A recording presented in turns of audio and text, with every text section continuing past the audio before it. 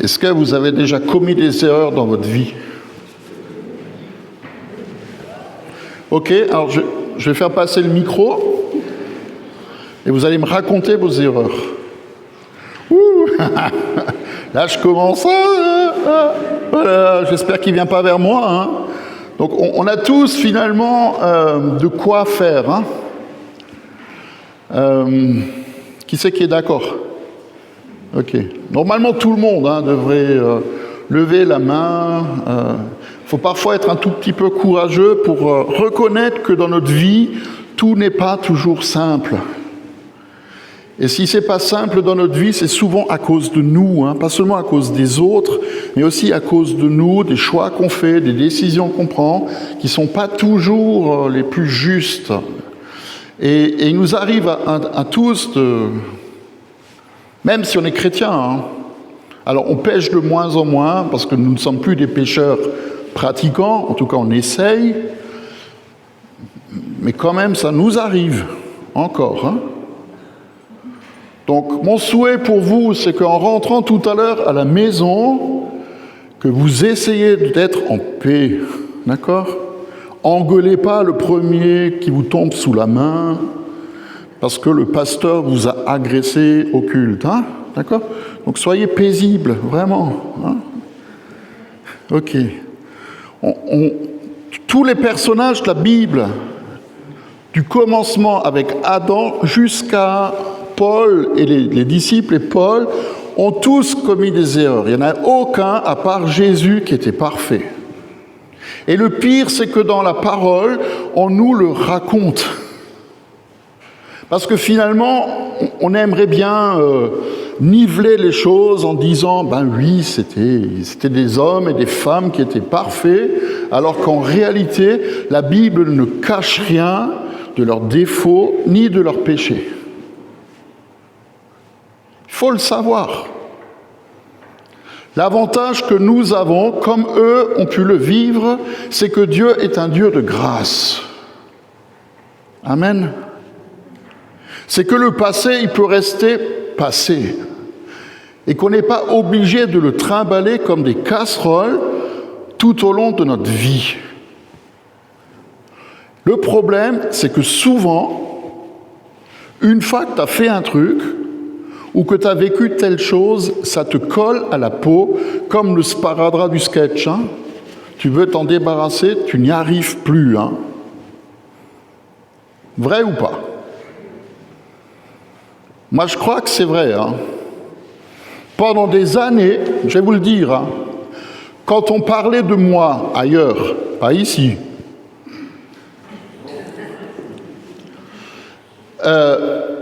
pour me décrire, on disait « de langhairig ». Je ne suis pas idiot ni sourd. Donc, enfin sourd parfois, ça dépend avec qui.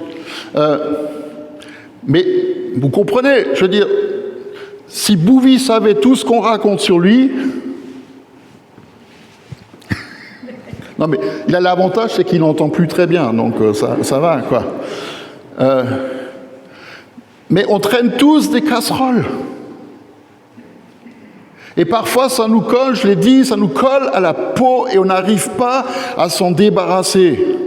Je vous promets une chose, la Sainte Famille, comme certains prétendent l'être, ça n'existe pas. Tu peux le dire devant les autres, et honnêtement, personne ne va te croire. Ça n'existe pas. D'accord ? Donc on va lire ce matin une histoire d'une femme. Sa vie, elle va la suivre toute son existence jusqu'à aujourd'hui. Le truc qu'elle a fait, sa profession même, lui colle à la peau. Et ce n'était pas la plus belle des professions.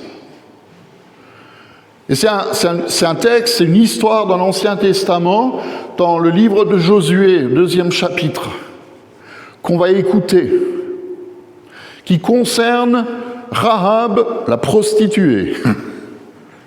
Et durant toute la Bible, dans toute la Bible, quand on parle de Rahab, c'est toujours Rahab, la prostituée. Comme on va dire, je prends un exemple tout bête. Quand vous pensez à Judas, vous pensez à quoi? Judas le traître. Là, c'est Rahab, la prostituée. Et ça lui reste. Mais Dieu est un Dieu de grâce. Amen. Donc c'est une histoire qui se passe quand Israël va conquérir, et à l'entrée du pays de Canaan, et va conquérir le territoire. Et Dieu est un Dieu bizarre parce que Dieu ne commence pas par les petites choses, il commence tout de suite par les gros trucs. Nous, généralement, quand on se lance dans la foi, on fait un pas, un petit, et après un autre. Dieu, quand il entraîne Israël à conquérir le pays promis, il ne va pas commencer par un petit village à conquérir, c'est tout de suite la grande ville. C'est tout de suite la plus grande des villes d'ailleurs, Jéricho. Vous connaissez l'histoire. Après, ils vont tourner 7 fois autour en faisant de la louange, et puis le 7e jour, les murs tombent et ils prennent la ville. Mais ce qui se passe ici, c'est juste avant. Josué, qui a succédé à Moïse, fit partir secrètement de Sittim, là où ils étaient implantés, 2 espions, en leur disant aller explorer le pays, en particulier Jéricho. Ils partirent et arrivèrent dans une maison qui était la maison d'une prostituée qui s'appelait Rahab, et ils y couchèrent. Il y a des endroits où c'est bien d'aller, parce qu'il y a du va-et-vient. Dans la maison d'une prostituée, il y a du va-et-vient. Pour ceux qui se rappellent autrefois, place de l'Homme de Fer, à l'angle de la rue des Francs-Bourgeois, je crois, il y avait un cinéma porno qui s'appelait le Ciné Bref, et ça diffusait des films, alors ça remonte, 24 heures sur 24, c'est toujours les mêmes films qui repassaient. J'ai jamais été dedans, je vous promets. Mais on s'amusait, quand on était gamin, à observer les hommes qui rentraient et qui ressortaient. Et alors ils rentraient, ils regardaient un peu autour d'eux si personne ne les voyait, et puis ils rentraient dedans, et puis après on les voyait ressortir quelques minutes ou heures après. Il y a du va-et-vient. Donc ils se cachent dans cette maison, la maison de Rahab, la prostituée. Et on va rapporter au roi de Jéricho, il y a des espions d'Israël qui sont arrivés ici cette nuit pour explorer le pays. Alors le roi de Jéricho, il envoya dire à Rahab, il paraît que tu héberges des hommes qui sont venus pour explorer le pays.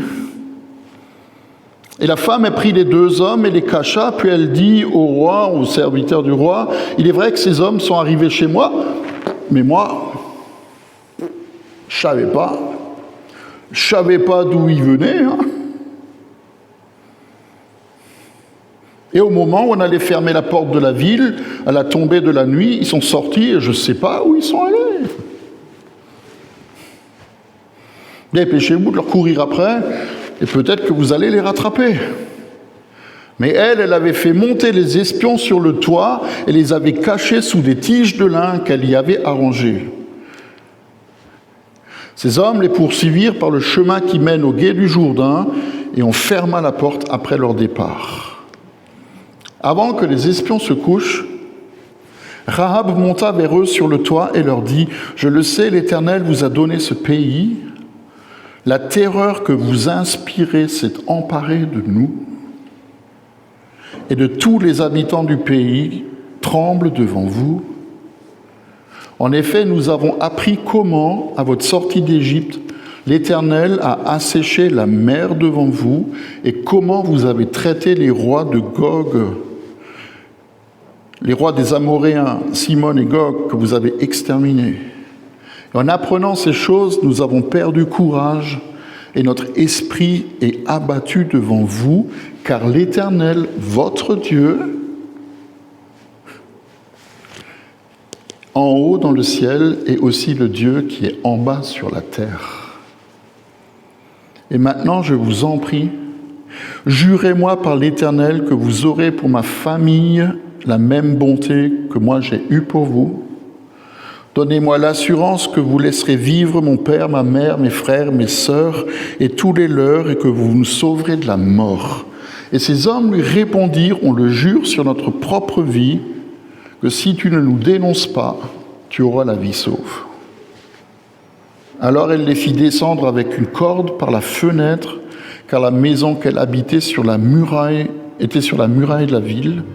Et elle leur dit, « Allez du côté de la montagne, cachez-vous pendant 3 jours jusqu'à ce qu'ils soient rentrés, et puis vous repartirez. » Et ces hommes lui dirent, « Voilà de quelle manière nous allons nous acquitter de la promesse qu'on t'a faite à notre entrée dans le pays.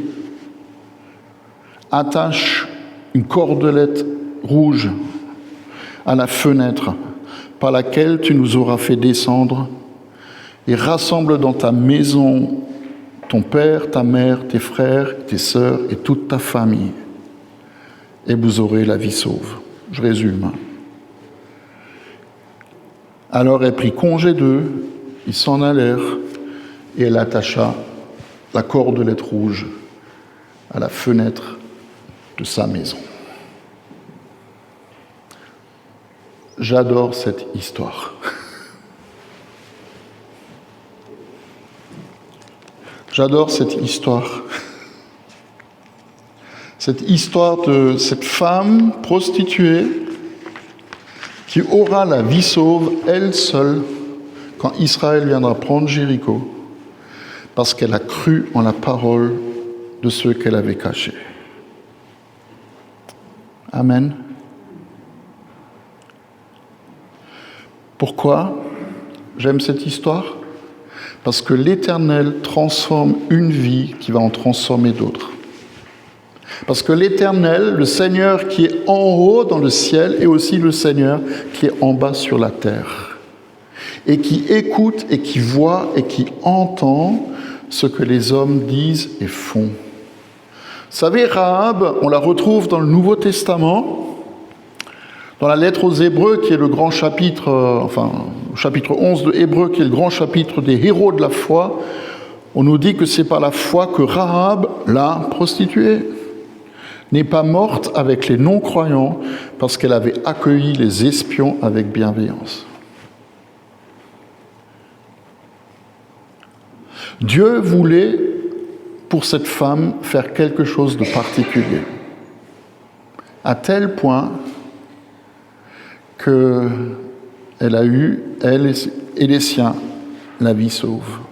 Même si on a l'impression qu'il n'y a aucun avenir.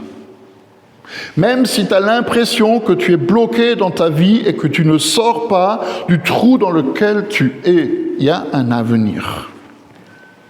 Je voudrais vous raconter une histoire. C'est l'histoire d'un vétéran de la Deuxième Guerre mondiale. Il faut en profiter, parce qu'il y en a de moins en moins. 80 ans après, ça veut dire que ceux qui ont combattu, ils ont presque 100 ans. Donc, il y en a de moins en moins. Un vétéran qui, après la guerre, est devenu pasteur. Il a été interviewé par un journaliste. Et voilà ce qu'il a raconté. Il a participé à la libération du camp de Dachau.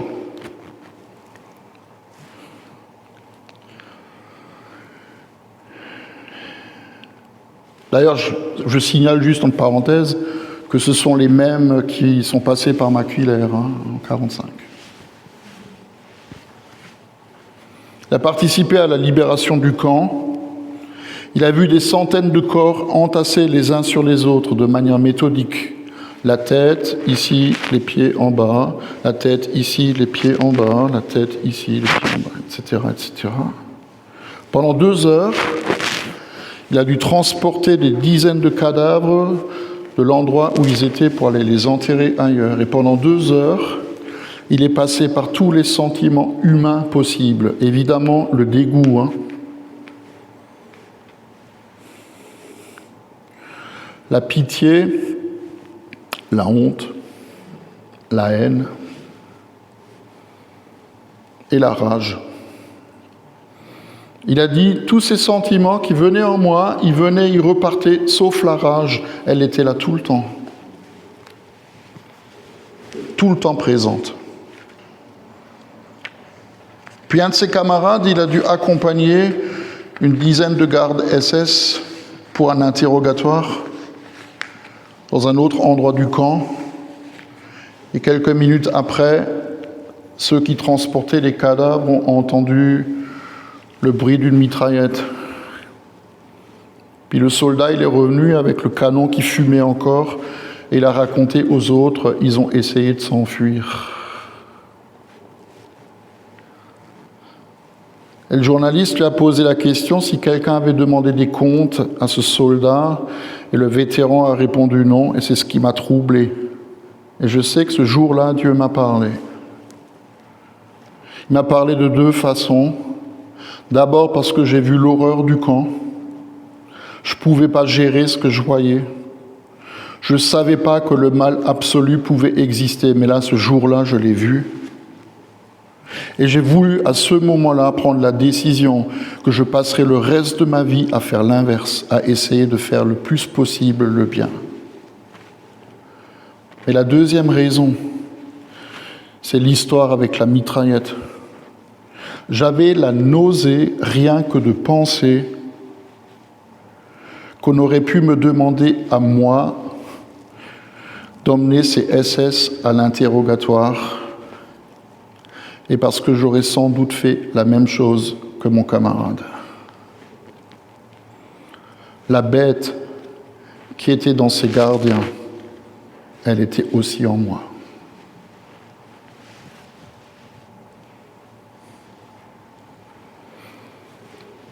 Nous sommes tous imparfaits. Nous sommes tous à la même enseigne et nous avons tous besoin de la grâce de Dieu. Comme Rahab. Oui, un jour, tu as été prostituée. Oui, un jour. Mais ce jour-là, il peut changer. Oui, la bête, elle peut être en toi, mais la bête, elle peut être tuée. Et elle est tuée comment? Par la croix de Christ. La cordelette rouge qu'elle va accrocher à la fenêtre de sa maison, c'est juste l'image du sang de Jésus qui nous purifie de toute imperfection et de tout péché. C'est le même symbole que les Israélites ont mis sur les poteaux et les linteaux de leurs portes pour que quand l'ange de la mort passerait sur leur maison, ils ne soient pas atteints. On est sauvé par le sang. On est pardonné par le sang. On est restauré par ce que Christ a accompli à la croix. Et Rahab aussi. Et cet homme aussi. Et chacun d'entre nous aussi. De la même façon. C'est l'image de Jésus qui est la porte du salut.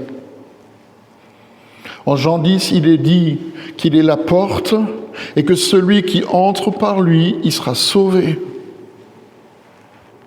Et que le sang qui a coulé à la croix est la signature de cette promesse que Dieu fait avec nous. Tu passes par Jésus, tu reçois une vie nouvelle. Amen. Ce qui était n'est plus. Et je vais même rajouter une meilleure nouvelle encore, et ne sera plus jamais aux yeux de Dieu. Oui, on a tous été pécheurs, fautifs, coupables, oui. Mais c'est oublié. Et le plus extraordinaire, c'est que le Seigneur, qui est assis dans les cieux, qui a des promesses pour nous, il veut aussi les voir accomplir sur la terre. Il demande juste que nous lui fassions confiance et que nous puissions croire en ses promesses. C'est ce que Rahab a fait. Elle n'avait aucune garantie. Les deux espions, ils sont repartis. Elle n'avait aucune garantie qu'ils allaient tenir parole. Mais quand Israël est venu prendre Jéricho, ils ne l'ont pas oublié. Et le Seigneur pas non plus. Et le plus fou dans cette histoire, c'est que Rahab, la prostituée, elle va devenir une des ancêtres de Jésus. Si vous lisez, je n'ai pas le temps de développer, mais si vous lisez la liste Premier chapitre du Nouveau Testament. Vous lisez la liste des ancêtres de Jésus, vous allez trouver 5 femmes qui sont citées. Et les 5 femmes ont des histoires impossibles. Les 5 femmes qui sont dans la généalogie de Jésus ont des histoires pas possibles. Il y a Tamar, qui a été violée par ses frères. Il y a Rahab, la prostituée. Il y a Ruth, l'étrangère. Il y a Bethsabée, la femme de David, qui a commis l'adultère avec lui ou lui avec elle. Et il y a Marie, jeune fille vierge qui va donner naissance au roi des rois. Et vous savez, le plus extraordinaire pour moi, et ça m'émeut à chaque fois que je lis cette généalogie, c'est que Jésus n'a pas honte de toutes ces histoires. Jésus n'a pas honte de nos histoires. Pourquoi ? Parce qu'il a payé le prix pour effacer ces histoires. Nous, on aimerait, Fetucha, si votre arrière-grand-mère avait tué son mari, vous ne le raconteriez pas sur tous les toits. Mais ces histoires de femmes, jusqu'à aujourd'hui, on les lit encore dans l'Église, parce que Jésus n'a pas honte de ceux et celles qui l'ont précédé, comme il n'a pas honte de nous, d'aucun de nous. Amen. Je terminerai par une dernière histoire. J'aime bien les histoires. Dans son livre « Le Dieu prodigue », je vous conseille de lire, c'est une explication de Jean 10, de Jésus qui est le bon berger. Tim Keller, il raconte l'histoire de Hai et de Lan. Hai, c'est un Vietnamien qui, après la guerre du Vietnam, était un tireur de pousse-pousse. Vous savez, c'est presque des esclaves. Vous asseyez dans une carriole et puis eux, ils vous emmènent, c'est les taxis sans moteur. Ils tirent à la force du bras, ils vous emmènent là où vous voulez aller. Et puis Lan, c'est une prostituée. Lan, elle rêve d'une belle vie, celle qu'elle voit de loin la nuit, alors qu'elle est en train de vendre son corps pour sortir de son extrême pauvreté, et en espérant qu'elle gagnera assez d'argent pour lui permettre d'échapper à sa condition et d'avoir une vie meilleure. Hai, un jour, il participe à une course de pousse-pousse et il gagne le premier prix. Et avec l'argent qu'il a gagné, il va inviter Lan à passer une nuit avec lui à l'hôtel. Il paye la chambre, il paye la fille. Mais quand ils entrent dans la chambre, il lui dit juste une chose, « Je veux juste te voir dormir ».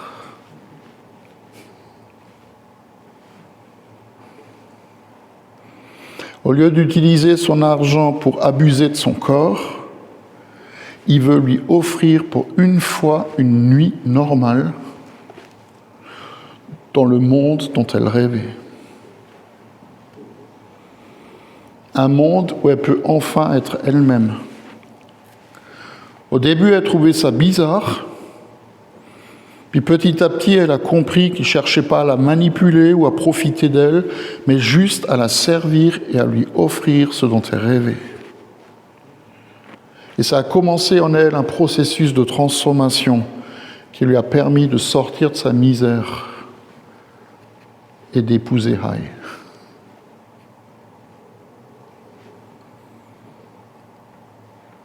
De la même façon, le Seigneur n'est pas venu pour être servi, mais pour servir.